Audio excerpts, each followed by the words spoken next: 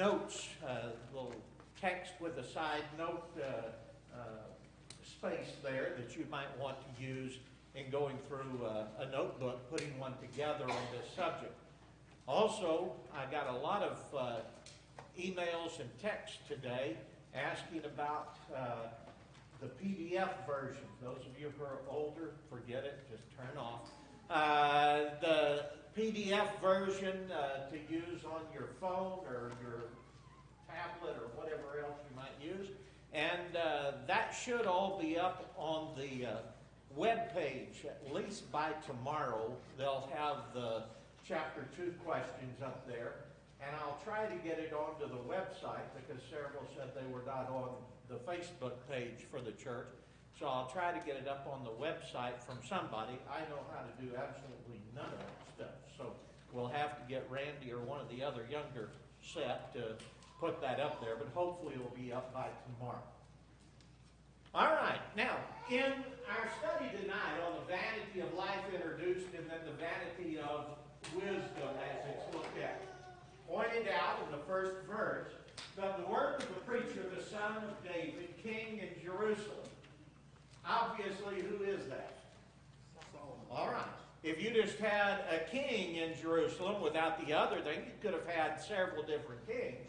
But with the son of David, the king in Jerusalem, and the point that there was only one, in other words, he was the only king, the king over all of Israel, that would have to be Solomon, because after Solomon, you remember, the kingdom breaks into two. You have Rehoboam and Jeroboam then becoming kings over Judah and Israel, the northern and the southern kingdom. So at this point, it's very clear that that is Solomon. A lot of people in modern scholarship deny that. They want to have somebody else as being the one who is the author, but I don't see how you can do that and yet maintain the truthfulness of Scripture. It seems very clear to me. This is speaking of Solomon, and there will be several references through the book as well where that's maintained.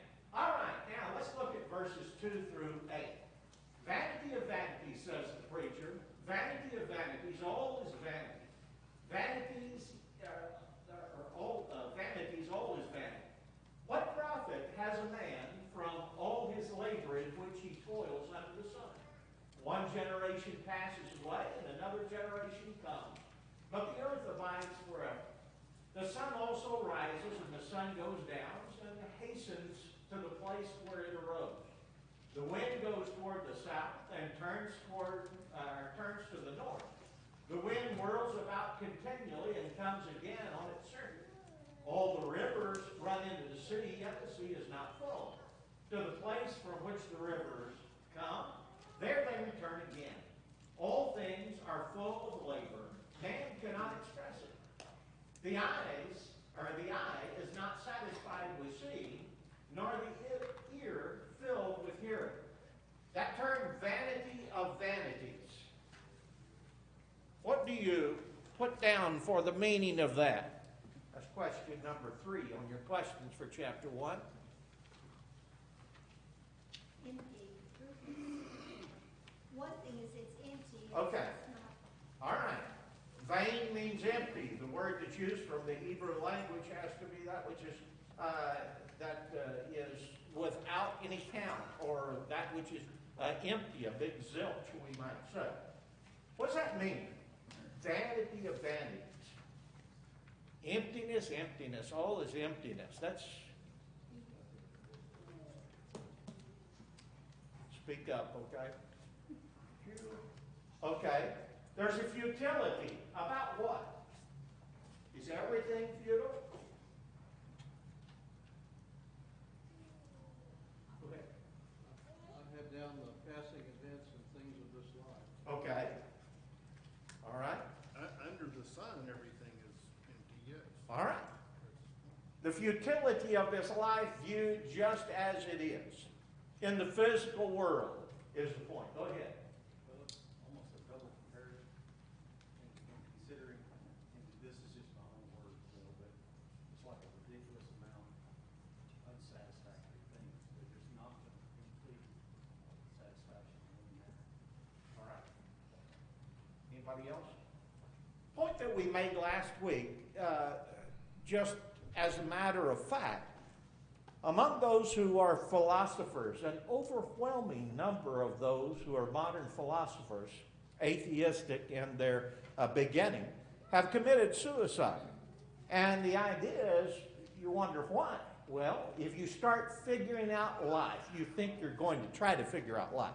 Look at its purpose, try to figure out an ethic, do things like that, and you leave God out of the picture, what's the end product of that? There is no hope. And it's something where you try to go and argue different ways, you never come to anything that is there. When you look at life without God, you take Him out of the picture, then it is a hopeless endeavor to look at. And that's what Solomon is noting.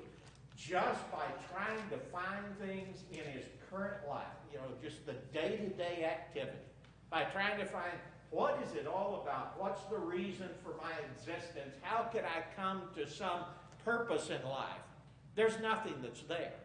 Till you come down to the last chapter, and he points out, when you put God in the picture, then everything comes together, and there's a purpose, and there's an order that we can recognize in life. Now, when he talks about the fact, the preacher says, that's that word koheleth that we use, the one who's instructing, we might just use the word instructor there, that's the concept, doesn't have a religious connotation necessarily in it. Vanity of vanities, all is vanity. Vanity, all is vanity. What profit has a man from all his labor in which he toils, what? Under the sun. And that under the sun, as we said, the physical labor, all right? When you look at that, what profit does a man have for his labor? What can he keep and have as a lasting possession of all of his labors under the sun? By definition, nothing. Why? Because he dies, that's why. It's not going to be his. A lot of times it's lost before he dies, but surely it's going to be lost by the time that he dies. So you have that point that's being made there. When you look at life as it is under the sun, you just try to deal with it. I'm going to go out here and I'm going to work and I'm going to get ahead in my profession and I'm going to be the best there is. And when all this life is finished with, I retire, now what happens? What usually happens in your businesses when somebody at the top retires? Do they reinvent the wheel every time? I mean, that's the way most of the time that it happens. Yet you go back. Things the other guy has put into place, recognize this works. Now the next guy has to figure out, and you go backwards for a little while. If you hand it down to the son, anybody ever seen a business handed down to a son, and the son's absolutely incompetent? We're not talking about Stevie here. You ever seen that? Sure, every one of us has. And the fact of it is, it causes things to not work so well. He's going to pick up some of those points later on in this. He says, one generation passes away. I mean, just look at it as a whole. You've got the generation that was, let's say, the World War II generation. Then you had my baby boomer generation. Then you had another generation, and now you got another. One generation passes away. Another generation comes. But what happens? The earth Keeps going on. It doesn't stop moving because the World War II generation is dying off. Baby boomers thought they were the cat's meow of everything, and now they're dying off too, to a greater degree and faster than the World War II generation, but there isn't anything that's going to change about this world. It will go on. Life under the sun. Doesn't matter who occupies that space. The fact is, it just keeps on going time after time. And again, each generation usually has to learn the same lessons the other generation learned. It's just a part of life that goes with this world. He says, now the sun rises and it goes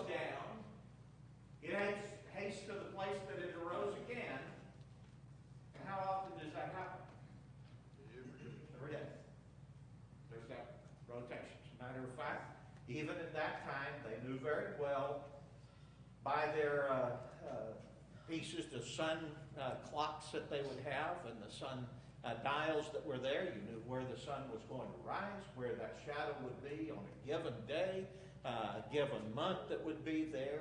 You would have it following along a certain path every one of those days. They had all of that clocked out. And the fact was, it was just repetitive. It went on and on and on.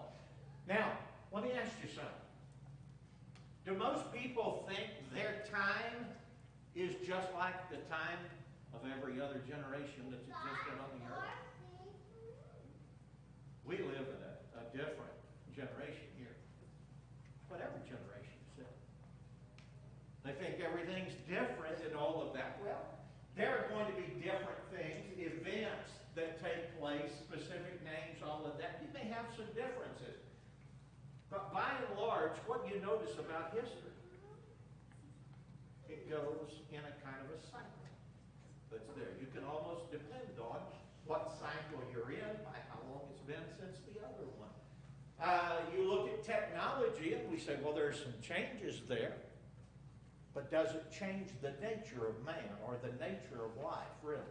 You know, you have people cooking with microwaves now, and it was over sticks a long time ago, but they still cook the same stuff, you know.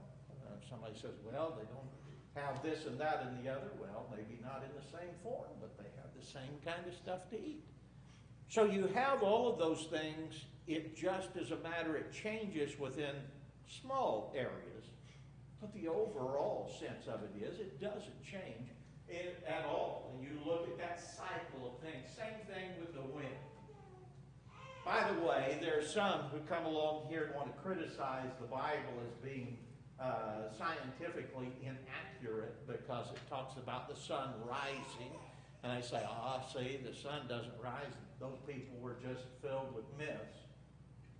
On your phone, do you have a weather part that tells you about the beginning of a day and the end of a day? What does it say? Sunrise and sunset. So are we stupid too? You know, do we not know that? Are we not aware that the sun really isn't what's moving, but the earth is? No, that's a way of speech, and we still use the same thing today. That's not intended as a way of description in a scientific sense. It's used in the sense of an observation. Same thing with the wind. The wind blows in different directions. Well, if it blows in one direction, if it blows long enough, does that blow it all out and it doesn't have any more blow behind that? No. You can go to some places that'll be same direction of the wind throughout the months of a time. But the idea is it changes. There's no apparent reason. It doesn't collect anywhere and wait on something. We recognize now barometric pressure and various things that have that, but who cares? The point is, for the observation here on this earth, it goes different directions in different ways at different times, but it never blows out. You still got wind to go further on down the line. Now he says, all the rivers run into the sea. So it's going to fill up sometime, right? Nope. It's never full. And then, what happens? They return again. Back that river that's running all of that time, does it ever run out? No. That's kind of a cycle that's there. What is all of this pointing out?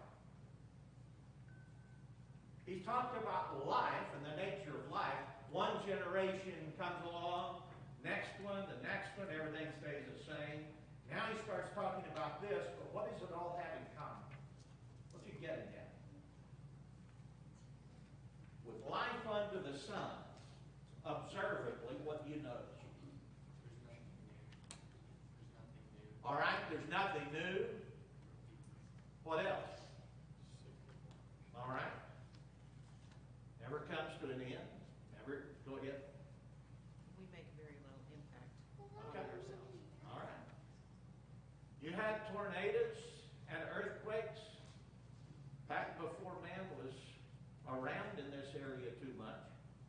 And now we've drive cars, but they're still here. All of these kind of things, there's not much impact we make. It just keeps going on, time after time after time. And so what does he point out? All things are full of labor and cannot express it. That's a difficult word to talk about in the sense of exactly what is discussing in the biblical sense. The word that talks about in verse 8, man cannot express it. But the point, I think, of that might be best to look at is man cannot, it's not just the sense of expression or saying something. He cannot explain the sense. He doesn't have the ability to show why things are and how they are and explain how they all fit together. Now, some guy may think, well, now we do. No, you probably don't. Because if they did, and we figured out how the wind blew and what happened with everything else, the weathermen would be more right than they are. And one thing I've figured out is, they say 10% chance just to make sure that they didn't miss it, but when they say 10%, you're likely to get more of a deluge or a storm than you do when they said 80%.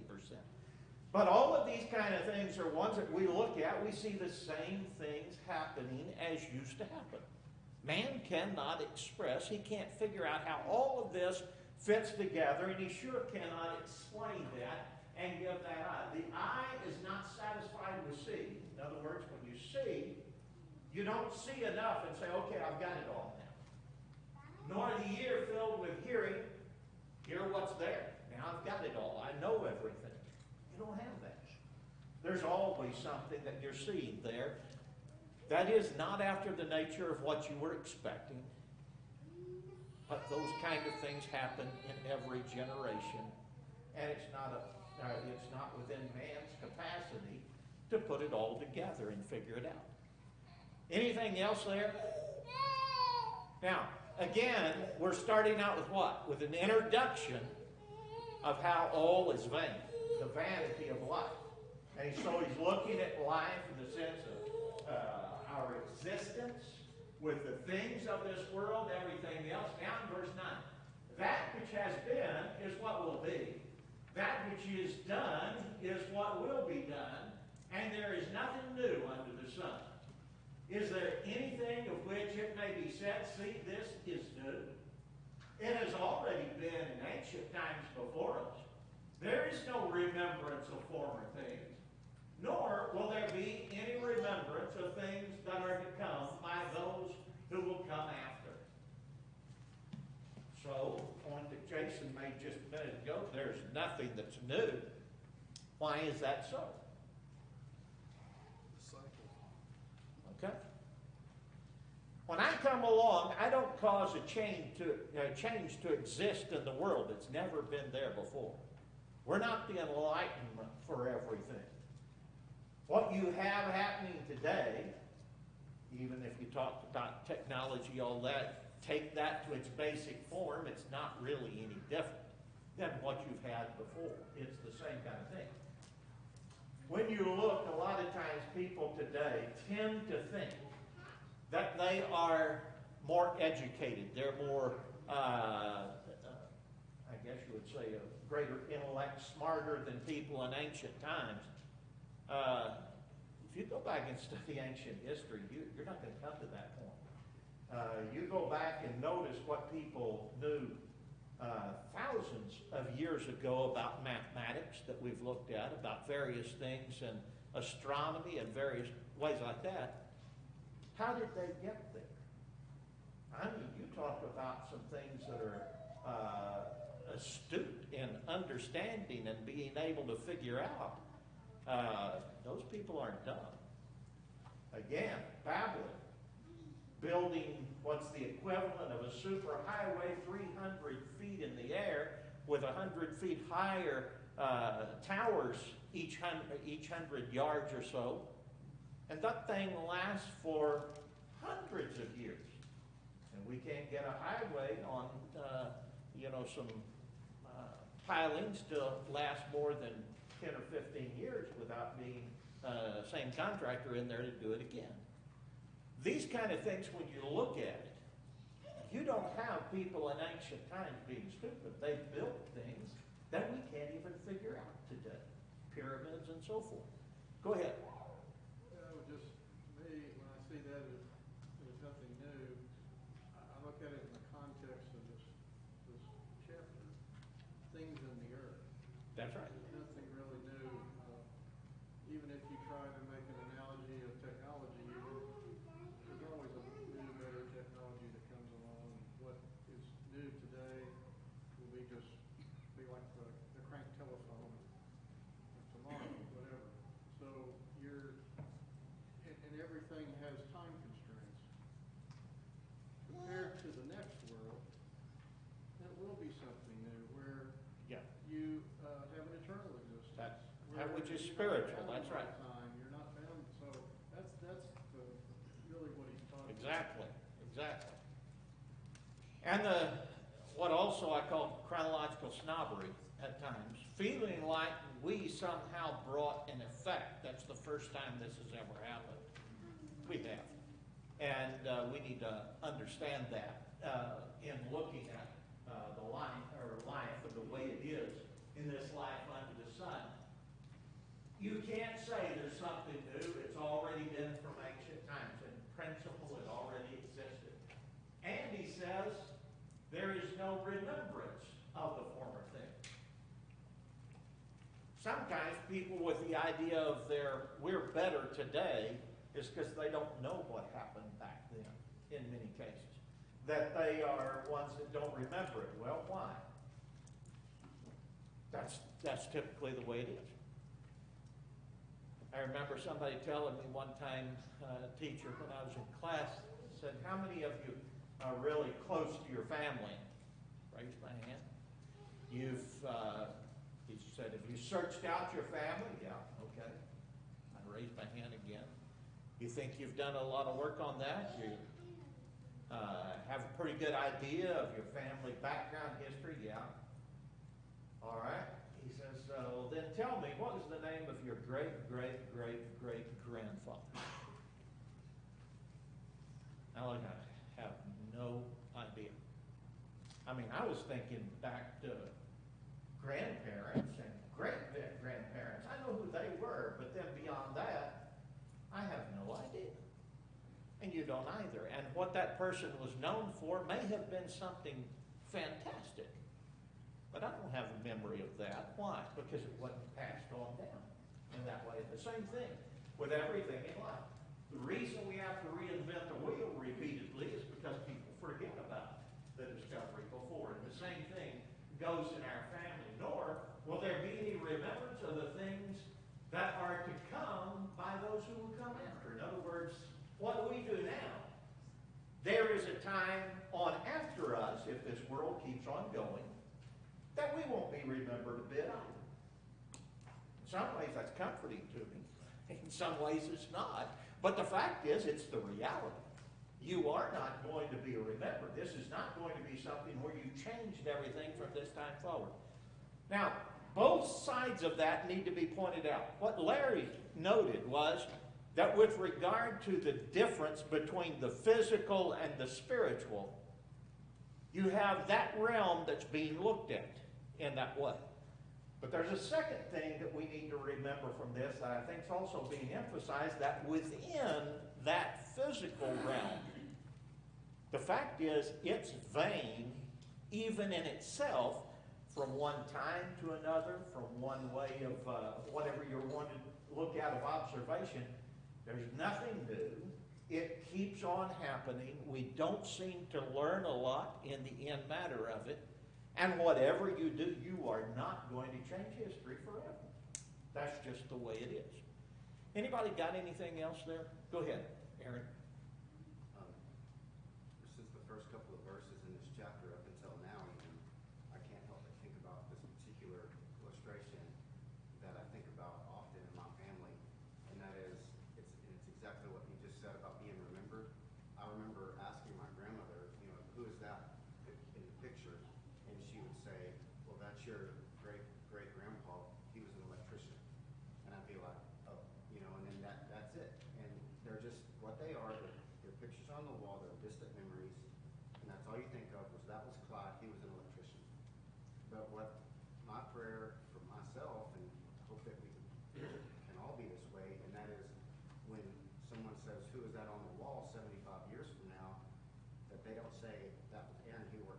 surveyor, and that's it.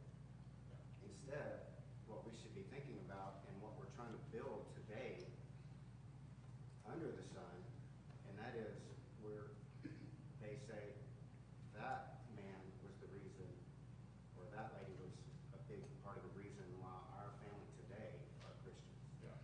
And there's something to be remembered. And that's not the life under the sun that's being looked at. That's the spiritual effect of all of that, and that's the point.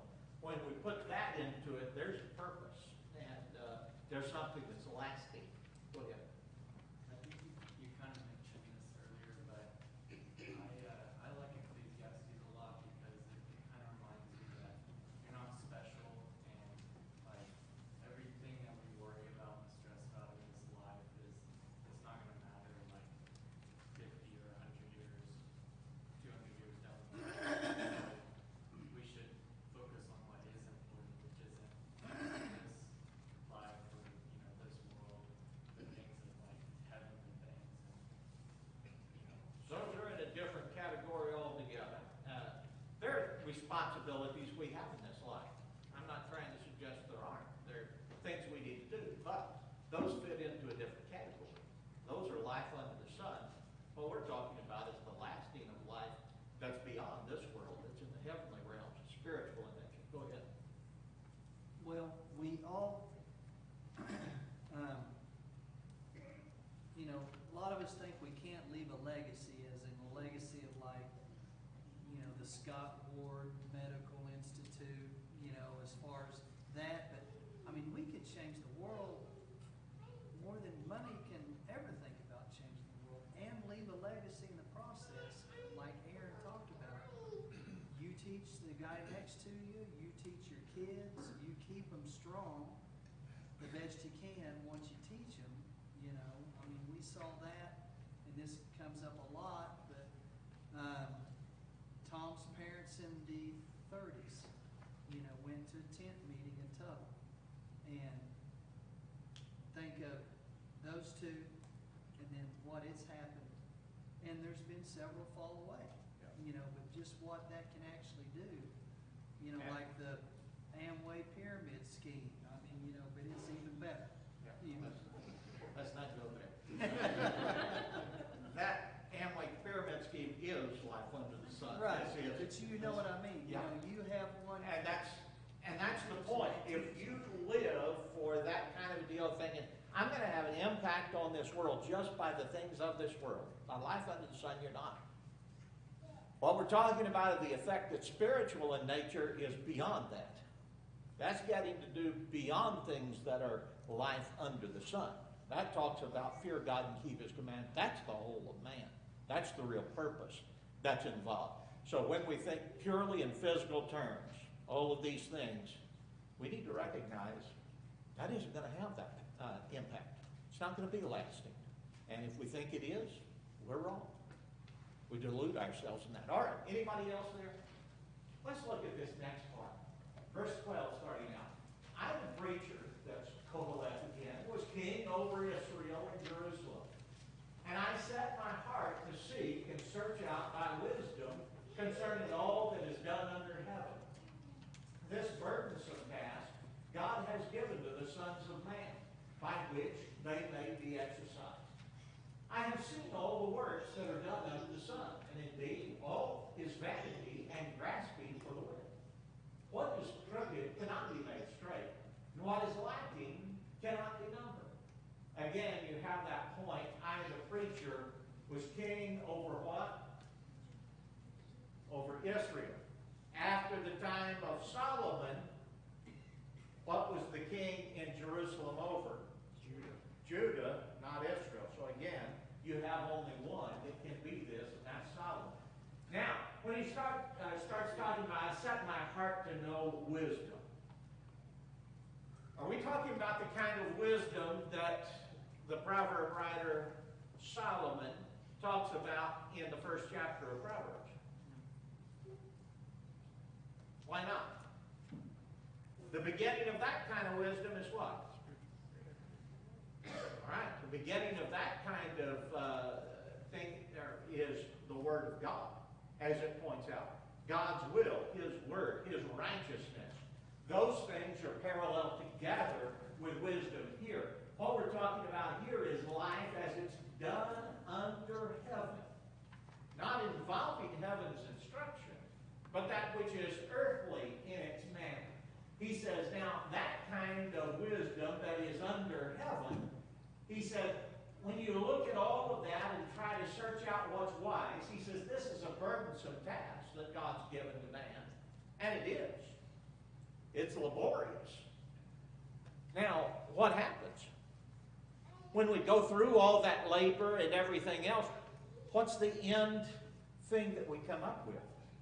Is there a purpose? Is there a wisdom that we can determine merely of this world? No, there isn't. You leave God out of that and you don't come to anything merely under the sun, if not directed or under heaven, not directed by God, you're not going to come to the ultimate point of wisdom. You can try, and he says, I've exercised myself to that, others have.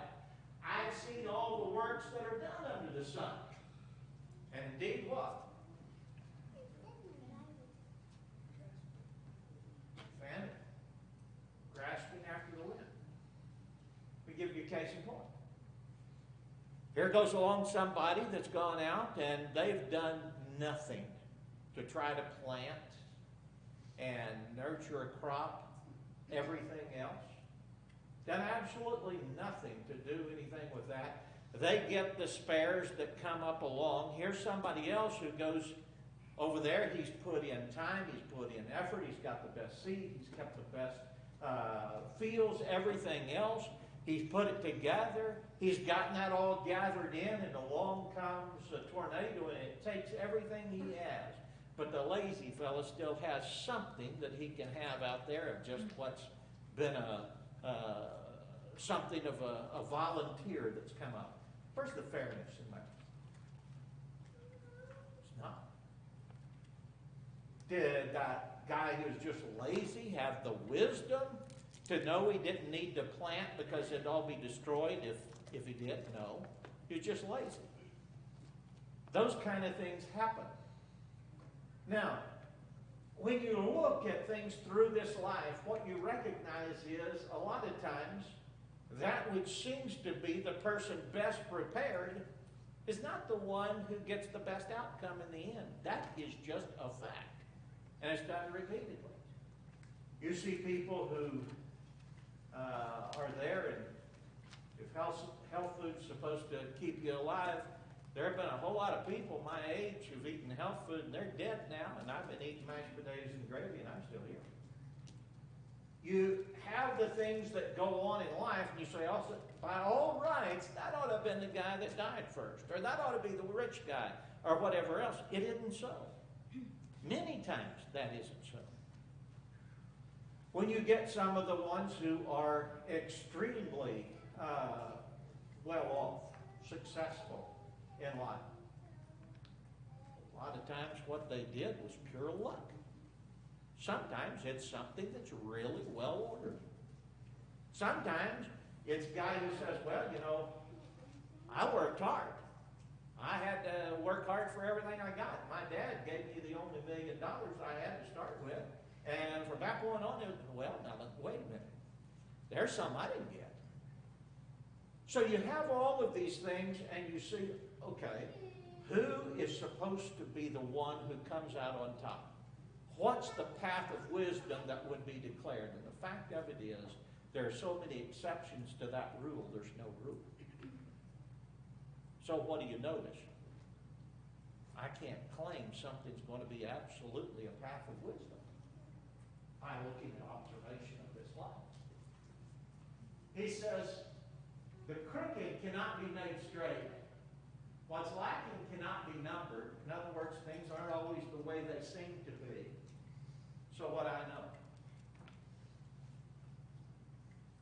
not all of it's found by observation of this world. I can't explain life under the sun fully by looking at this world. That's not all there is. The last few verses.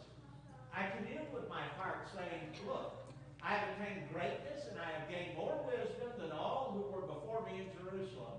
My heart has understood great wisdom and knowledge. And I set my heart to know wisdom and to know madness and folly.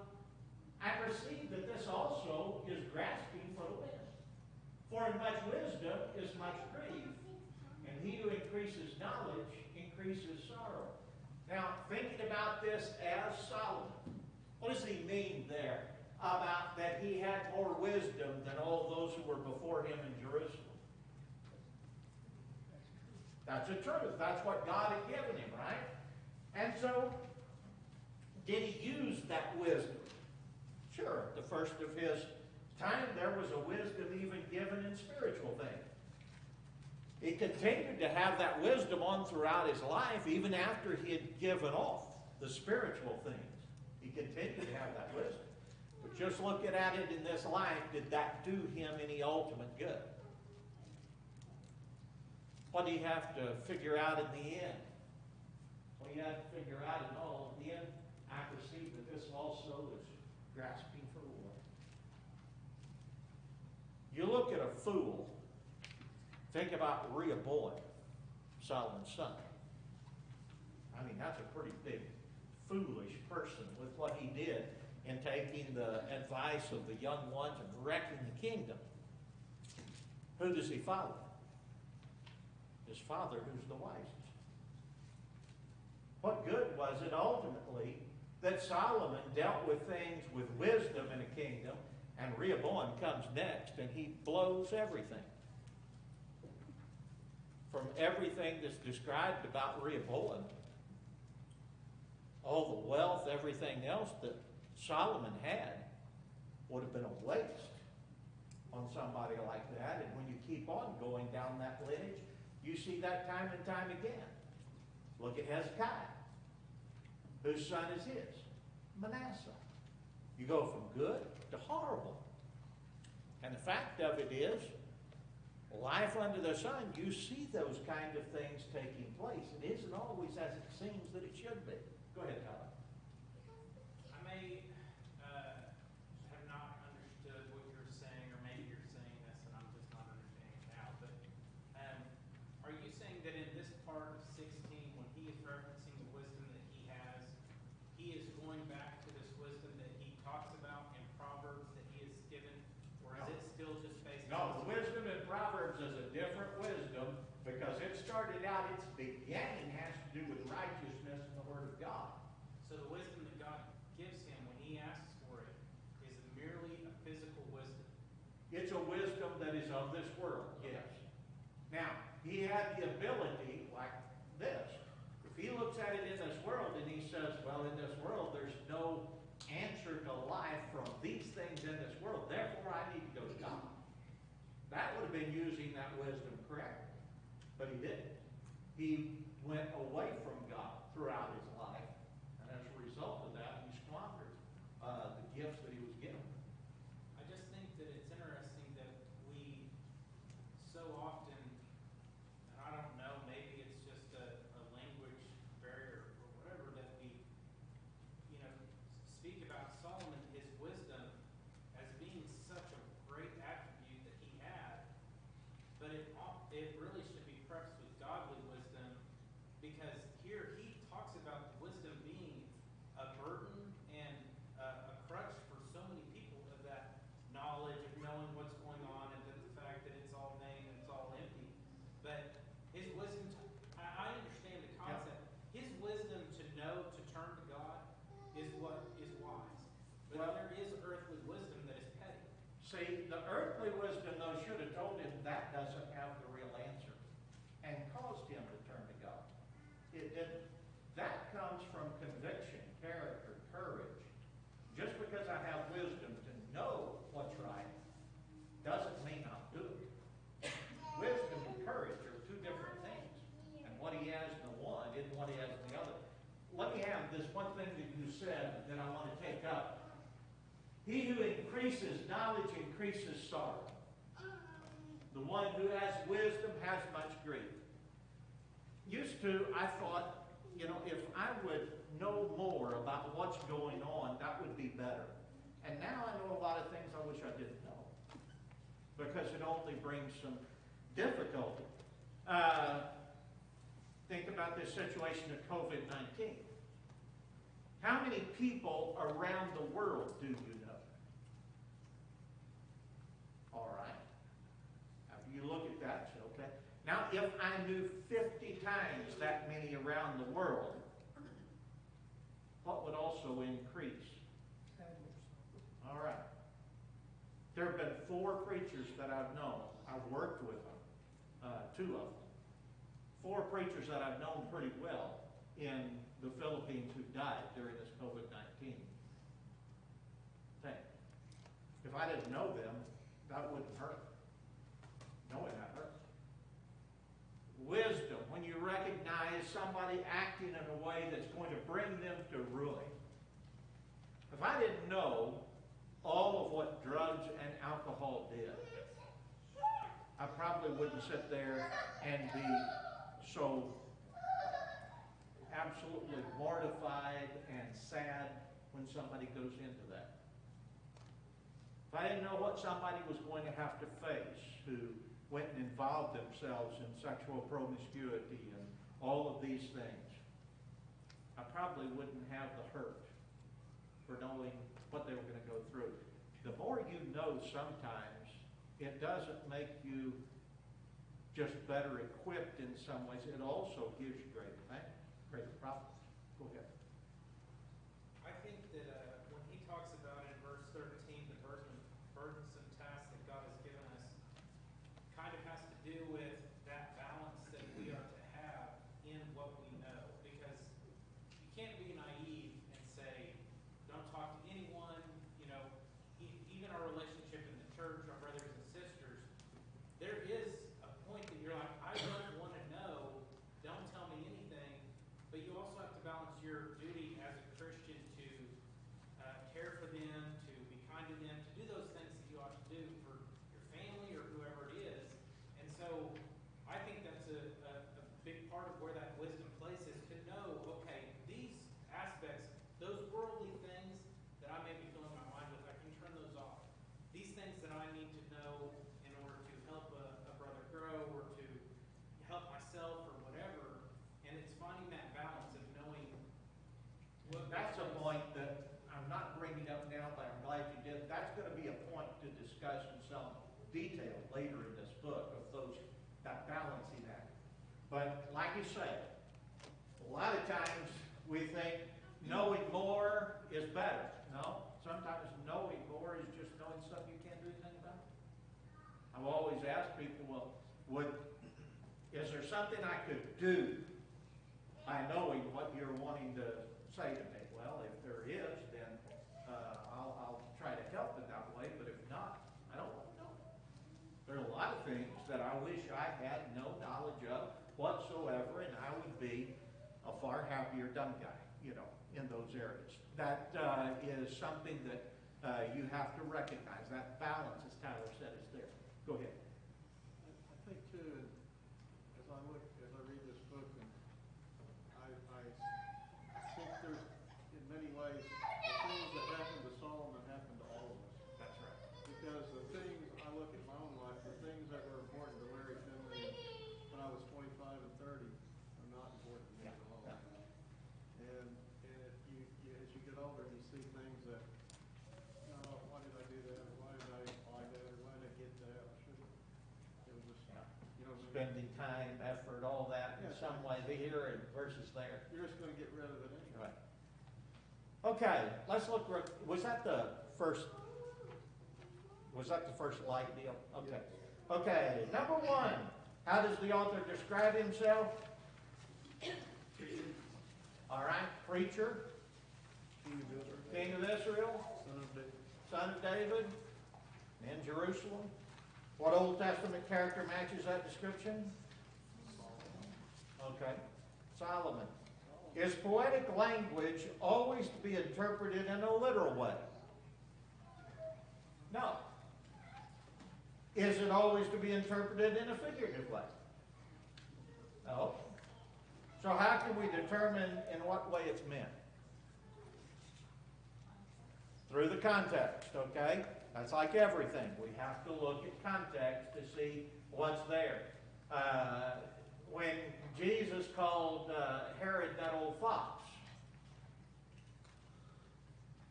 what do you mean by that? He had a bushy tail, pointy ears, fuzzy looking. What was it? Okay, he had the same kind of weight that's given to a fox's slyness that is there, and those kind of things. You look within the context and you can see that. It's obvious. Most of the time when we talk about figurative language, how do you know it's figurative language? When by its very nature, it's pointed out being that way, giving attributes to something that do not exist, or when it has to be, it cannot be interpreted literally and make any sense. That's the basic rules for how you know that it's in a figurative sense. All right. We already did the one on vanity of vanities, always vanity. Summarize the overall point of verses 2 through 11 in your own words. I know the outline said it was the introduction to vanity of vanities, or the vanity of all things, but how would you describe that? Go ahead. Each man makes very little impact on the Okay. world. All right. Makes very little impact on the world. What else? Anybody else got one? Go ahead. An explanation of the vanity of life and life's vain. Okay. All right. Those ideas are there in that. It's being introduced in this particular place. What is the author's purpose in writing this book? Okay. What's it answer? Happiness doesn't come from this world. Okay. The purpose of our life. All right. The purpose of our life, the meaning of life, all of those things. Ryan made fun of me on the way home last week for my song, What's It All About, Alfie, and he said, you know, that was there in 1966. I said, yeah, I remember it well. But the idea there is, that's the point. Looking, why am I here? All of us ask that question. And that's just one that asked it in a song. Probably somebody has it in a more current song, but since I'm me, I don't know anything about current songs. All right, is the author merely manifesting depression, or does he assess a realistic outlook of our physical world that points to a greater purpose? Is he just being depressing? No. No, you're right. It just is what it is. All right. It's realism. It's there. Now, what's the purpose of all of that? In looking at everything of the vanity of life under the sun, that's so. So what does that mean? It points us to a greater purpose. All right. Your purpose isn't here. It has to do with something outside of just life under the sun. Go ahead, DJ. That's kind of what I was thinking of earlier, where the opposite is depressing. Yeah. Like, for how much wisdom is much grief and increases knowledge increases sorrow. I was like, people look at that as depressing, but it's actually the opposite, which it states there in the Bible. And that's what I was kind of thinking of was. And that's exactly right. When you look at life under the sun, if you try to look at purpose there, like the philosophers, there isn't any joy in that. It's depressing. Go ahead. One last. This is definitely one book, sorry, that you could skip to the end and read the last couple verses and just explain it all. Yeah. Well, you get the Sorry I'm little, but I'm. you get the purpose, but you don't get all the other lessons that are there. So don't do that. That's not it. Okay, we'll start with chapter 2, Lord willing, next time.